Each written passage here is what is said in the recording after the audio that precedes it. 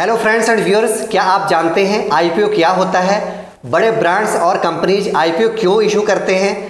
क्या आपको आईपीओ में इन्वेस्टमेंट करना चाहिए या नहीं करना चाहिए, या फिर इससे रिलेटेड कई सारे और सवाल दोस्तों आपके दिमाग में होंगे। अगर आप चाहते हैं इन सारे सवालों के जवाब, तो आप सभी लोग इस वीडियो को लास्ट तक देखिएगा। नमस्कार दोस्तों, मैं Harry Gill, motivation speaker and trainer, आप सभी लोगों का आज की स्पेशल वीडियो में स्वागत करता हूं। और दोस्तों इस वीडियो में आपको बताने वाला हूं आईपीओ के बारे में सब कुछ। तो चलिए सबसे पहले जान लेते हैं आईपीओ क्या होता है और दोस्तों ये किस प्रकार काम करता है। आईपीओ आप लोगों को परचेज करना चाहिए या नहीं करना चाहिए, और दोस्तों जितनी भी कंपनीज हैं जो आईपीओ इशू करती हैं वो क्यों करती है, उसके क्या रीजंस हैं, तो ये सारी जानकारी दोस्तों आपको मिलने वाली है। तो दोस्तों सबसे पहले जान लेते हैं कि आईपीओ क्या होता है। आईपीओ की फुल फॉर्म होती है इनिशियल पब्लिक ऑफरिंग। दोस्तों जब पब्लिक को एज ए इन्वेस्टर इनवाइट किया जाता है कि वो आए और अपना पैसा आईपीओ में और कंपनी में इन्वेस्ट करें और दोस्तों कंपनी के शेयर होल्डर्स बने। दोस्तों जब कोई कंपनी को अपने आप को बड़े लेवल पर, नेशनल इंटरनेशनल लेवल पर एक्सपेंड करना होता है, उस समय दोस्तों कंपनी को बड़े फंड की रिक्वायरमेंट होती है। तब कंपनी अपने इक्विटी फंड्स को रेज करती है। उसके लिए दोस्तों उसको स्टॉक एक्सचेंज में, जैसे कि अपने इंडिया में एनएससी और बीएससी है, उसमें लिस्टेड होना पड़ता है। और दोस्तों लिस्टेड होने से पहले उसे अपना आईपीओ रिलीज करना होता है। आईपीओ रिलीज करने के लिए दोस्तों वो आम पब्लिक को दोस्तों ऑफर करती है कि वो अपना इन्वेस्टमेंट आईपीओ में आके कर सकते हैं। दोस्तों इसके लिए मैं बताना चाहूँगा कि सबसे पहले लिस्ट होने के लिए क्या करना पड़ेगा। किसी भी कंपनी को अपने दोस्तों डॉक्यूमेंट्स, पहले जितने भी रिक्वायरमेंट होती है, सेबी की रिक्वायरमेंट होती है, उसके अनुसार अपने सारे डॉक्यूमेंट्स को कंप्लीट करना पड़ेगा। जब दोस्तों सारे डॉक्यूमेंट्स कंप्लीट हो जाते हैं, वो दोस्तों एक इन्वेस्टर बैंक के साथ में मिलकर होते हैं। और दोस्तों इन्वेस्टर बैंक की ही ड्यूटी होती है कि उन डॉक्यूमेंट्स को उस कंपनी के साथ में दोस्तों मिलकर उसको कंप्लीट करवाए। जब दोस्तों कंप्लीट हो जाता है, उसके बाद में फिर वो आईपीओ रिलीज करने के लिए योग्य हो जाती है। यहाँ पर दोस्तों स्टॉक एक्सचेंज में वो अपने आईपीओ को रिलीज कर सकती है।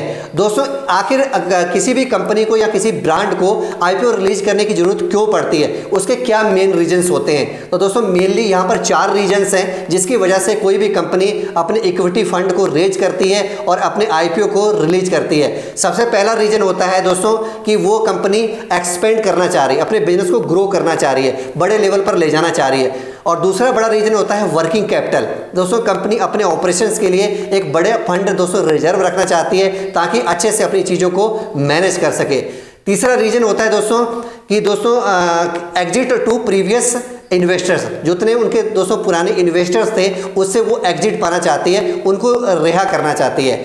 चौथा दोस्तों बड़ा रीजन होता है जितने भी दोस्तों उस कंपनी ने डेट्स लिए हैं, लोन्स लिए हैं, उसको भी वो अदा करना चाहती है। इन 4 रीजन की वजह से किसी भी कंपनी को दोस्तों आईपीओ रिलीज करना पड़ता है। और आईपीओ एक दोस्तों बहुत ही अच्छा वे है जिसमें कि वो बहुत सारा फंड अपना इकट्ठा कर सकते हैं और अपनी कंपनी की ग्रोथ में लगा सकते हैं।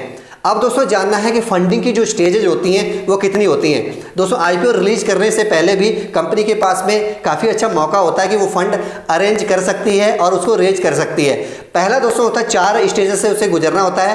पहला है दोस्तों जिसे बोलते हैं प्रमोटर फंड, जिसमें कंपनी के जितने भी फाउंडर्स होते हैं, को फाउंडर्स होते हैं, वो अपना दोस्तों फंड वहाँ पर लगाते हैं। इसके अलावा फ्रेंड्स से इन्वाइट किया जाता है, फ्रेंड्स भी वहाँ पर पैसा लगाते हैं, और उसके अलावा रिलेटिव्स भी लगाते हैं। जब दोस्तों को फाउंडर्स और कह सकते हैं जिसे ऑनर्स बोला जाता है, और फ्रेंड्स हो गया, रिलेटिव्स हो गया, दोस्तों जब ये लोग पैसा लगाते हैं इसे बोला जाता है प्रमोटर्स फंडिंग। प्रमोटर फंडिंग से सबसे पहले कंपनी की शुरुआत होती है। उसके बाद में दोस्तों दूसरा होता है इन्वेस्टर होते हैं दोस्तों जो कि आते हैं, जिसे बोला जाता है एंजल इन्वेस्टर। सेकंड होते हैं, जो सेकंड स्टेज होती है फंडिंग की, एंजल इन्वेस्टर्स की होती है। एंजल इन्वेस्टर्स आके पैसा उस कंपनी में लगाते हैं। उसके बाद में होता है दोस्तों वेंचर कैपिटल बोला जाता है। जो वेंचर कैपिटल्स होते हैं दोस्तों वो भी इस कंपनी में पैसा लगाते हैं। जो भी कंपनी दोस्तों अपने आप को ग्रो करना चाह रही है, आगे बढ़ाना चाह रही है। और दोस्तों जो चौथी स्टेज होती है वो आईपीओ की होती है। जब इन सारी दोस्तों फंडिंग से काम ना चल रहा हो तो फिर कंपनी को आईपीओ रिलीज करने पड़ते हैं। तो फिर दोस्तों चौथी स्टेज में आईपीओ को रिलीज किया जाता है। तो दोस्तों ये कुछ तरीके हैं कि दोस्तों जो कि फंडिंग को रेज किया जा सकता है। पहले कुछ इन रीजन्स की वजह से दोस्तों अगर फंडिंग कम पड़ रही है तो फिर आईपीओ में आना पड़ता है, और आईपीओ में दोस्तों बड़ी मात्रा में किसी भी कंपनी को फंड वहां पर मिल सकते हैं। अब दोस्तों नेक्स्ट आगे बात करना चाहेंगे कि हम लोगों को, आम पब्लिक का क्या फ़ायदा हो सकता है, हम और आप क्यों आईपीओ को परचेज करें। क्या रीजंस हैं कि बहुत सारे लोग पागल हो जाते हैं आईपीओ को परचेज करने के लिए। दोस्तों आईपीओ को बहुत सारी पब्लिक परचेज करना चाहती है और इसकी वजह से दोस्तों क्या होता है, आईपीओ क्या होता है, ओवर सब्सक्राइब भी कभी कभी हो जाता है। दोस्तों अगर कंपनी को केवल जैसे 900 करोड़ रुपए चाहिए तो 900 करोड़ नहीं दोस्तों, कई गुना कह सकते हैं कि 10 गुना, 20 गुना या फिर 50 गुना। और कुछ तो दोस्तों ऐसे आईपीओ हम लोगों ने देखे हैं कि जो 100 से ज़्यादा बार, ज़्यादा टाइम्स कह सकते हैं, 100 गुना एक्स से दोस्तों वो मल्टीपल सब्सक्राइब हो जाते हैं। दोस्तों इस केस में क्या होता है, अगर कोई भी आईपीओ मल्टीपल दोस्तों एक्स में कह सकते हैं कि सब्सक्राइब हो रहा है, उस केस में क्या होता है कि फिर एट रैंडम कह सकते हैं या रैंडमली चूज किया जाता है। अगर 5 बार कोई ओवर सब्सक्राइब हुआ है, कोई ऐसा आईपीओ है, तो दोस्तों 5 में से किसी एक को ही शेयर मिलेगा। तो ऐसा होने पर दोस्तों फिर क्या होता है, कंप्यूटर में ऑटोमेटिकली रैंडमली लोगों के दोस्तों एप्लीकेशन को एक्सेप्ट किया जाता है और बाकी सारे दोस्तों एप्लीकेशन को रिजेक्ट कर दिया जाता है। दोस्तों आगे बात करना चाहेंगे और दोस्तों पहला जो बेनिफिट है कि हम लोगों को क्यों वहाँ पे दोस्तों की आईपीओ को परचेज करना चाहिए कि हम लोग कम दामों पर दोस्तों किसी भी कंपनी के आईपीओ के जो शेयर्स होते हैं, जो अलॉटमेंट मिलता है उसको हम लोग खरीद सकते हैं। उसके बाद में जब वो दोस्तों लिस्टेड होता है तो अक्सर देखा गया है कि जितने भी अच्छे शेयर्स होते हैं वो दोस्तों जस्ट डबल प्रॉफिट देते हैं या ट्रिपल प्रॉफिट देते हैं। अगर दोस्तों कोई शेयर्स का लॉट आपने 14-15 हज़ार रुपये का खरीदा है तो दोस्तों जब वो लिस्ट होगा तो वो 28,000 30,000 पर भी हो सकता है। तो दोस्तों ऐसी उम्मीद के साथ में लोग इसको दोस्तों परचेज करते हैं या लॉट ले लेते हैं। और दोस्तों एक जो लॉट होता है कम से कम वो लगभग 12 से 15 हज़ार का होता है, इससे कम का आप लोग नहीं ले सकते। अगर कोई आप ये चाहते हैं कि आईपीओ में अगर आप 1-2 शेयर खरीदना चाहें तो ले सकते हैं, तो ऐसा नहीं है। कम से कम दोस्तों आपको 12 से 15 हज़ार के बीच के शेयर लेने ही होंगे, जो कि एक लॉट के रूप में होता है। और दोस्तों पहला रीजन ये हो गया कि हम लोग सस्ते दामों पर उन शेयर को खरीदते हैं। जब भी आईपीओ इशू होता है उसके बाद में जब लिस्टेड होता है तो महंगा होता है, ये रीजन होता है मेन कि हम लोग आईपीओ में इन्वेस्टमेंट करते हैं। दूसरा होता है दोस्तों प्राइस ट्रांसपेरेंसी। यहाँ पर क्या है, प्राइस की ट्रांसपेरेंसी रहती है। कोई भी यहाँ पर दोस्तों कोई चीज़ ऐसा नहीं कि आपसे छिपाई जाती हो, हर चीज़ आपको विजिबल होती दिखती है कि दोस्तों अगर शेयर बढ़ रहा है तो भी दिखती है, अगर लिस्टेड हो रहा है तो उसका क्या प्राइस है वो सारा विजिबल होता है। इसलिए भी लोग दोस्तों इसमें इन्वेस्टमेंट करते हैं। और तीसरा दोस्तों बड़ा रीजन ये होता है कि हम सभी लोग अपने आप को ग्रो करना चाहते हैं। अच्छा चांस होता है कि हम ग्रो करें। दोस्तों आपके पास में जब ऐसा मौका मिले कि आपका पैसा डबल हो जाए, ट्रिपल हो जाए, तो दोस्तों क्यों नहीं चाहेंगे आप लोग उसमें इन्वेस्टमेंट करना। और आईपीओ में बहुत सारे चांसेस होते हैं, अच्छे चांसेस होते हैं कि आपका पैसा दुगना तिगना हो जाता है। बहुत सारे दोस्तों हम लोगों ने प्रीवियस आईपीओ को देखा है, जैसे कि इंडिया मार्ट का हुआ था या आईआरसीटीसी का हुआ था, उसने क्या डबल रिटर्न्स दिए थे, बहुत सारे रिटर्न्स दिए। हर साल कुछ ना कुछ ऐसे आईपीओ निकल जाते हैं जो बहुत अच्छा इन्वेस्टमेंट आप लोगों को जो रिटर्न्स है इन्वेस्टमेंट का वो देते हैं। तो इसी वजह से दोस्तों लोग इसमें इन्वेस्टमेंट करते हैं। सारे आईपीओ अच्छे नहीं होते हैं, आप सभी लोगों को पहले रिसर्च कर लेना चाहिए, फिर ही उसमें इन्वेस्टमेंट करना चाहिए। ऐसे ही बिना सोचे समझे किसी भी आईपीओ में इन्वेस्टमेंट नहीं करना चाहिए। उसकी पिछले कुछ सालों की जो हिस्ट्री है उसको चेक करिए, कंपनी प्रॉफिट में जा रही है, लॉस में जा रही है, या पर क्या उसका जो बिजनेस मॉडल है वो क्या है। इन सारे टॉपिक्स पर आपको रिसर्च बहुत ही डीपली करना होता है। अगर दोस्तों इसको करने में सफल रहते हैं तो आप लोग फिर क्या आपको समझ आ जाएगी। ये दोस्तों जब लिस्ट होगा जब ये आईपीओ, तो दोस्तों उसके बाद में इसके रेट कई गुना बढ़ जाएंगे। जब दोस्तों आपको इंश्योरेंस हो जाए, जब आपको ये श्योरिटी हो जाए, तभी आप उसमें इन्वेस्टमेंट करें। लगभग 70% दोस्तों जो आईपीओ जो होते हैं वो अच्छे नहीं होते हैं, और लगभग 30% आईपीओ ऐसे होते हैं जो कि बहुत अच्छे होते हैं, जो आपको कई गुना दोस्तों आपको रिटर्न्स देते हैं। जैसा कि पिछले कुछ एग्जांपल्स में हम लोगों ने देखा, जैसे हाल ही में दोस्तों जोमेटो का जो दोस्तों आईपीओ था वो रिलीज हुआ है, और उसके बाद में उसने लगभग 65 से 70% तक लोगों को प्रॉफिट दिया है जब दोस्तों वो लिस्ट हुआ है। दोस्तों इतना बड़ा प्रॉफिट दिया है। ऐसे कुछ अच्छे दोस्तों जो भी आईपीओ है उसमें आप लोगों को जरूर इन्वेस्ट करना चाहिए।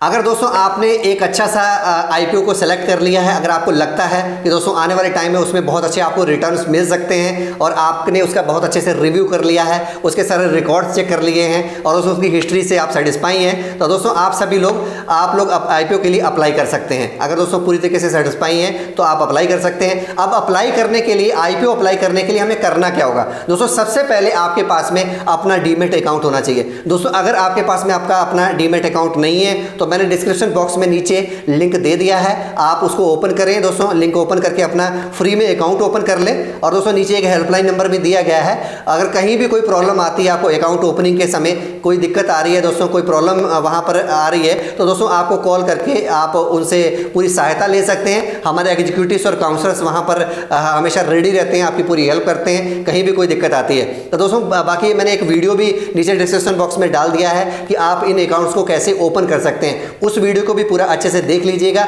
सारे उसी प्रकार स्टेप फॉलो करते हुए अपने अकाउंट को ओपन कर लीजिएगा।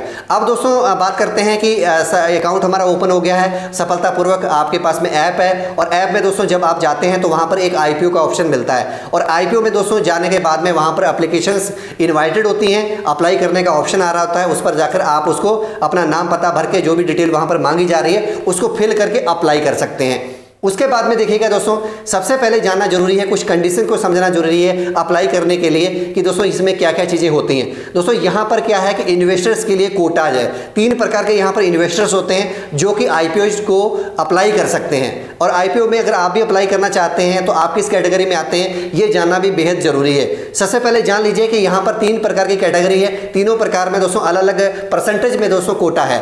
अगर दोस्तों आप सभी लोग पहले अगर कैटेगरी की मैं बात करूँ तो वहाँ पर दोस्तों है क्वालिफाइड इंस्टीट्यूशनल बायर्स, जिसे क्विब बोला जाता है, इनके पास में 50% कोटा है। दोस्तों ये कौन लोग हैं, ये कौन से दोस्तों ऑर्गेनाइजेशन है, बताना चाहूँगा दोस्तों। जैसे म्यूचुअल फंड का आपने नाम सुना होगा, जितने भी दोस्तों म्यूचुअल फंड में लोग हैं जिन्होंने दोस्तों अपनी ऑर्गेनाइजेशन बना रखी है, और यहाँ पर LIC की तरह दोस्तों ऑर्गेनाइजेशन है, रजिस्टर्ड ऑर्गेनाइजेशन है, उन लोगों के लिए दोस्तों 50% ये दो IPOs में दोस्तों एप्लीकेशन जो होते हैं वो रिजर्व होते हैं। उसके बाद में दोस्तों दूसरा जो होता है उसे बोला जाता है नॉन इंस्टीट्यूशनल इन्वेस्टर्स, जिसे बोलते हैं NII, दोस्तों इसका नाम है नॉन इंस्टीट्यूशनल इन्वेस्टर्स। इसमें दोस्तों क्या होता है HNI का एक नाम है दोस्तों, जो कि बहुत ज़्यादा इन्वेस्टमेंट करता है। और यहाँ पर क्या है 15% 15% यहाँ पर दोस्तों कोटा जो है जैसे बोला जाता है NII का रिजर्व है। और यहाँ पर 2 लाख से जो ज़्यादा इन्वेस्ट करते हैं दोस्तों वो लोग इस कैटेगरी में आते हैं। अब बात करना चाहेंगे दोस्तों कि हम लोग किस कैटेगरी में इन्वेस्ट कर सकते हैं। दोस्तों हम सभी लोगों के लिए बना है रिटेल इन्वेस्टर कैटेगरी, तो हम सभी लोग रिटेल इन्वेस्टर कैटेगरी में आते हैं। और हम लोग दोस्तों अगर आप इन्वेस्टमेंट करना चाहते हैं तो आप 2 लाख से ज़्यादा नहीं कर सकते। और दोस्तों एक चीज़ और बताना चाहूँगा, यहाँ पर एक शेयर नहीं परचेज कर सकते, यहाँ पर लॉट होते हैं, लॉट के मल्टीपल ही हमें शेयर परचेज करने होते हैं, यहाँ पर IPO में अप्लाई करना होता है।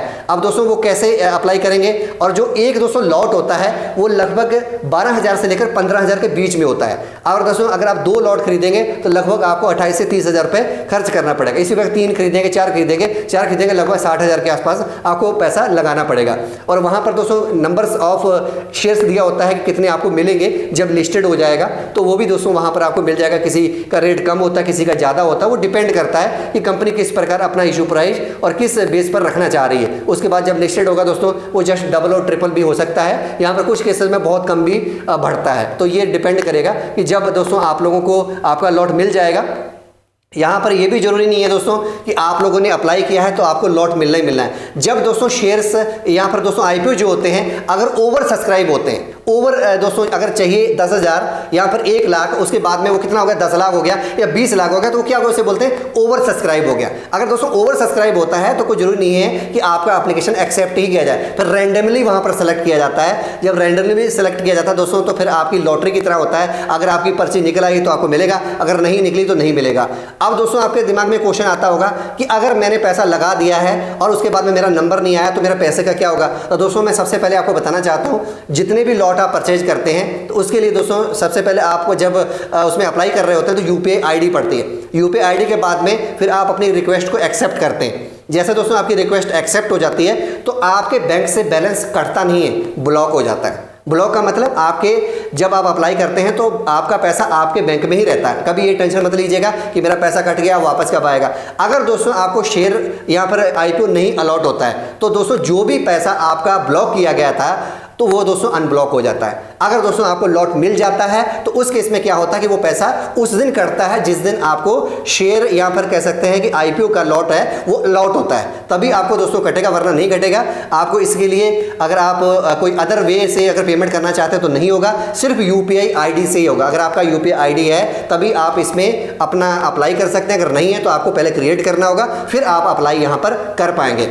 और एक चीज़ और महत्वपूर्ण दोस्तों, जब भी दोस्तों IPO इशू होते हैं वो उसमें अप्लाई करने का जो टाइमिंग होती है वो 3 से 5 दिन होती है। 3 से 5 दिन के बाद में आप उसमें अप्लाई नहीं कर सकते। सिर्फ ज़्यादातर जितने IPO जो 3 दिन के लिए खुलते हैं, कुछ IPO जैसे होते हैं जो 5 दिन के लिए खुलते हैं। तो आपको यहाँ पर ये भी समझना होगा कि जब भी दोस्तों खुले उस पर नज़र रखनी होगी। और ज़्यादातर दोस्तों जो लोगों को कह सकते हैं कि IPO में अप्लीकेशन होते हैं वो 3rd डे ही भरे जाते हैं, ज़्यादातर ये नोटिस किया गया। बाकी भरने वाले तो दोस्तों 1st डे, दूसरे 2nd डे या 3rd डे 4th डे जो भी उसका लास्ट डे होता है उससे पहले बहुत सारे दोस्तों बहुत सारे शेयर्स ऐसे हैं जो ओवर सब्सक्राइब हो जाते हैं। तो आपको यहाँ पर इन चीज़ों का, थोड़ा बेसिक चीज़ों का ध्यान रखना है। अब दोस्तों जब आपने अप्लाई कर दिया तो कितने दिन के बाद में आपको शेयर मिलेंगे, ये क्वेश्चन आपके दिमाग में होगा। तो दोस्तों मैं बताना चाहूँगा, जैसे सेबी ने एक रूल बनाया है कि पहले क्या था कि ज़्यादा समय लगता था, 15 दिन 1 महीना लगता था। अब क्या है, विद इन 2 वीक जिस भी कंपनी के आपने IPO परचेज किए हैं और उसके 1 वीक के लगभग के बाद में उसको ये क्लियर करना होगा कि आपको लॉट मिला है या नहीं मिला है। अगर नहीं मिला है तो आपके पेमेंट को अनब्लॉक कर दिया जाएगा, अगर मिला है तो कट करके दोस्तों वो आपके पोर्टफोलियो में आ जाएगा। जिस दिन भी दोस्तों लिस्टेड होगा उस दिन आपको आपके जितने भी शेयर्स मिले हैं, लॉट मिला है दोस्तों, वो आपको वहाँ पर शो होने लग जाता है, कितना रेट बढ़ रहा है, जितना घट रहा है, वो सारी जानकारी आपको आपके ऐप के थ्रू, आपके दोस्तों डीमेट अकाउंट के थ्रू आप तक पहुँचती रहेगी।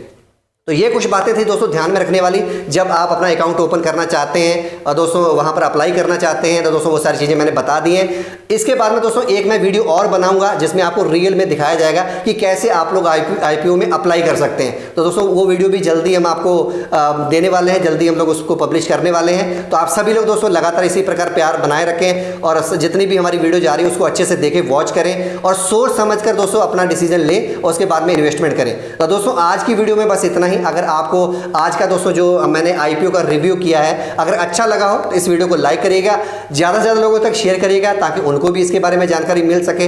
जो भी साथी हमारे चैनल पर पहली बार आए हैं, अगर दोस्तों ने आपने वीडियो को लास्ट तक देखा है तो आप हमारे लिए बहुत ही ज़्यादा इंपॉर्टेंट है। तो आप हमारे चैनल को सब्सक्राइब कर सकते हैं और नीचे दोस्तों डिस्क्रिप्शन बॉक्स में हम लोगों ने टेलीग्राम ग्रुप का भी दोस्तों और पेज का, फेसबुक पेज का और कह सकते हैं टेलीग्राम चैनल का भी हम लोगों ने लिंक दे रखा है। तो उसको भी दोस्तों ज्वाइन कर लें ताकि दोस्तों हर प्रकार की जो भी नोटिफिकेशंस हैं अगर आप तक हमारी वीडियो की नहीं आ पा रही है तो आपको वहां से मिल जाएगी और आप टाइमली हमारी नेक्स्ट वीडियोज़ को देख पाएंगे। तो दोस्तों आज के लिए बस इतना ही। अब मैं मिलूंगा दोस्तों नेक्स्ट टाइम एक नए टॉपिक के साथ में, एक नई जानकारी के साथ में। अगर दोस्तों कोई भी अगर आप चाहते हैं कि आपका जो टॉपिक है जिसके बारे में आप जानना चाहते हैं तो दोस्तों उसका नाम आप लोग कमेंट बॉक्स में लिख सकते हैं और आज की वीडियो को भी दोस्तों रिव्यू दे सकते हैं कि आपको आज का सेशन और आज का दोस्तों वीडियो कैसा लगा। और दोस्तों आप लोग लिख के डालें अगर आपको अच्छे से जानकारी मिली है तो ज़्यादा से ज़्यादा दोस्तों आप लोगों को अपने दोस्तों को शेयर करें, कमेंट करें, लाइक करें और चैनल को सब्सक्राइब करें। और दोस्तों इसी बात को कहते हुए मैं आपसे विदा लेना चाहूँगा। अब मैं मिलूंगा जल्दी आप लोगों से, तब तक सभी लोगों को प्यार भरा नमस्कार। All the best, have a great day. Thank you very much for watching this video.